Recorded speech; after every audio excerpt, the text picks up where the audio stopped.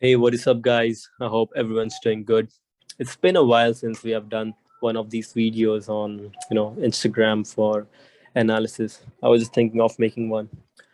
Also, not like really good with my health. It's been sick for 3, 4 days now. Can't even work out. Anyways, doesn't matter. So I was just thinking of making a video on analysis for some of the pairs which I've been looking at. So let's get started. So as you know, this is my favorite pair, which is Euro USD. Let's get into it in a moment.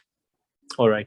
So looking at this, okay, ignore these lines. That's just something you should not care about. Anyways, looking at weekly, you can clearly see this is in a way bullish. Okay, in a way it's bullish, and it hasn't made a new higher high. So the last high was this, and the last high low was this. So since then, we've just been in a consolidation, in a range, whatever you want to call it. So what's happening now is that as we have these impulsive moves, the market needs to like rest for a while, because if it's just going up and up and up, it is pretty imbalanced. So it needs some rest. So that's the reason, this is like a whole profit taking region and everything. That's the reason why we see this slowdown. So it doesn't matter, because this weekly time frame, we can obviously find some good trades on the lower time frames. Me especially, my execution time frames are M5 and M1. So you get momentum almost every day over there. So this is weekly, nothing significant about it. The only thing which is significant is the overall reaction which is coming from the left. But for now, until unless we break this level, it's still bullish. Okay, because that's like the higher low on the weekly time frame. This would be classified just as a liquidity grab. These lows over here. Going on the daily time frame, once again, if you look at this overall chart, what do you see? What I personally see is that the same what I saw on the weekly is this higher low being retested, and then that's the reason we're getting this overall push to the upside.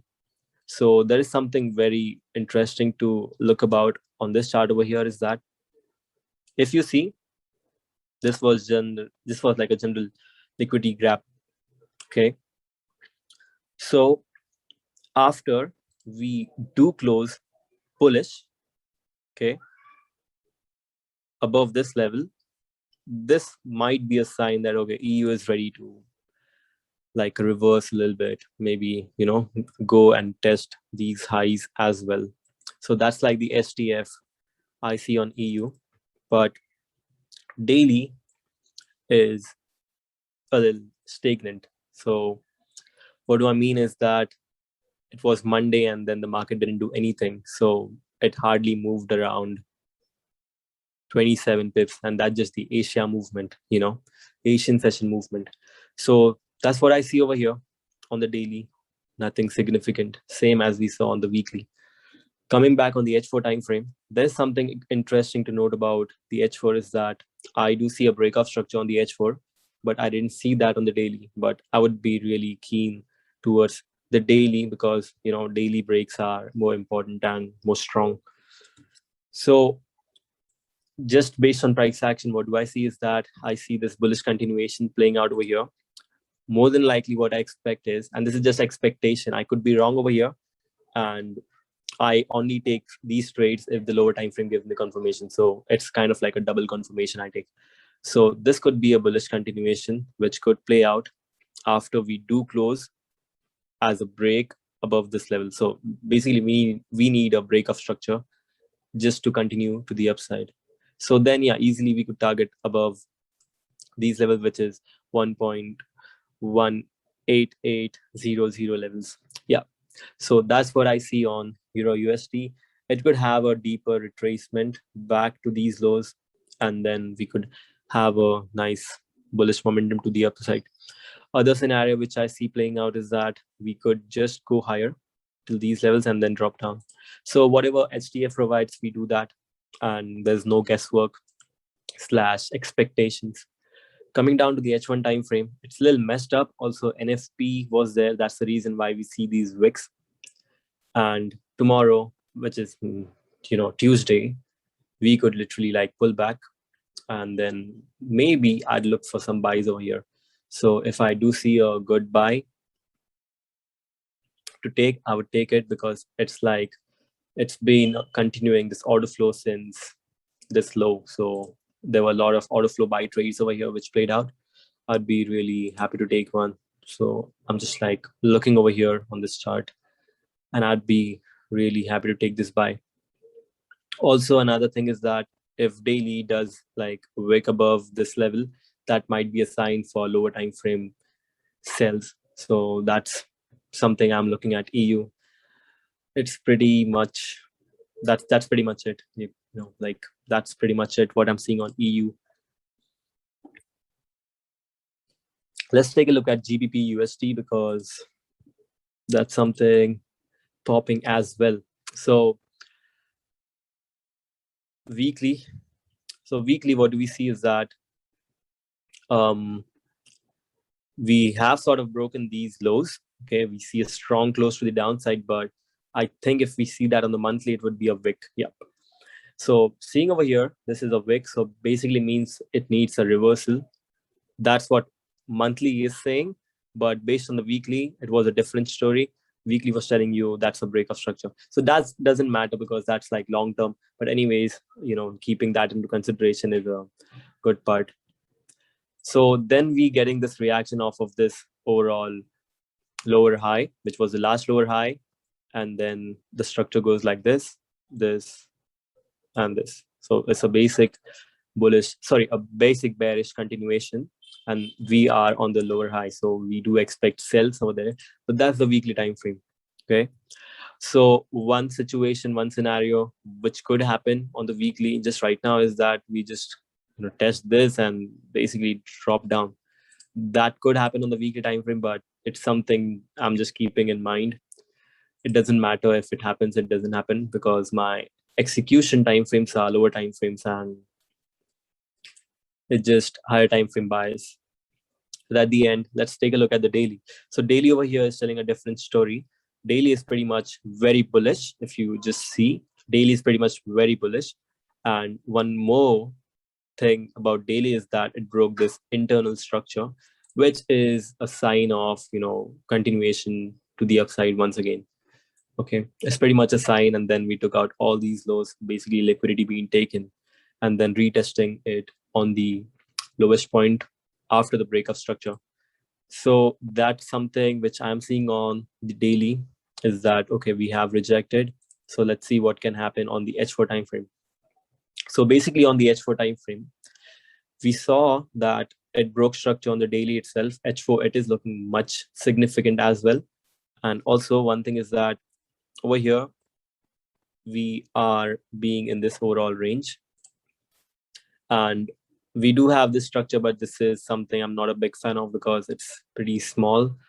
So yeah, pretty much it's bullish over here after this break, if you say that, and after this break as well. So nothing significant on the H4 as well. Let's take a look at H1. So based on H1, I do see buys for now. That buys might play out pretty well. So again, if we do break this high, we could really find a good buys continuations and then take those to the upside. So that's pretty much what I'm seeing. For targets, this might be a really nice level because we do see a ton of liquidity over there. A lot of double tops, whatever you want to call it. I would like to call it double tops, or equal highs. But yeah, it's the same thing. Anyways, this is what I'm seeing on GBPUSD. Or else, if this happens, and if we do break this level to the downside, we could easily expect that sell to play out. That's my take on GBPUSD. Moving on to Aussie. So these are some of the trades which have been taken in the past, but let me get rid of everything. Coming back to the weekly time frame, this is a good sign that it's pretty much bullish. And second of all, it's a continuation based on the weekly as well. So what do we see over here is just like a bullish continuation, but overall chart is pretty bearish. So this leg, okay, is bullish, but overall, if you see that, it's pretty much bearish. So my main focus would be just look over here. If I do see something on the daily or something like H4, I would take it. Pretty much on the daily, I don't see anything, but I do see one thing, which is this level, and it could be a really nice level for looking for sales. So H4 expectation is if price does pull back lower, we could find some buys till this blue level, or else on the H1, if the price does go higher and reject that zone and break structure, we could really find some nice sales. And the targets could be this. This is like a crucial level to watch for, because many of the orders were wiped out during NFP. So that's something which you need to look at, because it's a lot of liquidity inside this range. Anyways, taking a look at NZDUSD. NZDUSD is something which I don't like to follow up with, but if nothing's happening on other charts, I do like to take a look over here. It's similar as Aussie, by the way. So weekly, nothing special. It's just bullish, bullish, bullish. But yeah, we do see this retracement after that high being formed. So based on NZDUSD, pretty much the chart over here looks bullish, but it has started to make lower highs and lower lows, significant lower highs and lower lows.